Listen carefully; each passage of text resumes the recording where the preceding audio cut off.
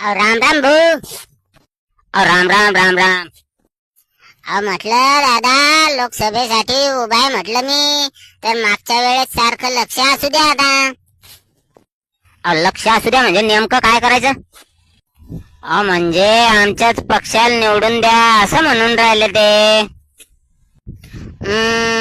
जरा डोकं नाही चालून राहिलं बा. म्हणजे डोकं कसं काय नाही चालून राहिलं? म्हणजे तुम्ही नेमके कोणत्या पक्षात हेच कळून नाही राहिलं.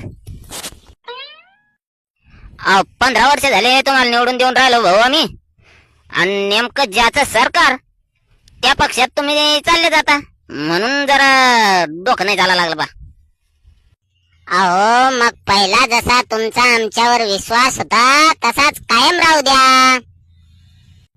आम्ही तुमच्यावर विश्वास ठेवतो, पण तुम्ही जनतेचा विश्वास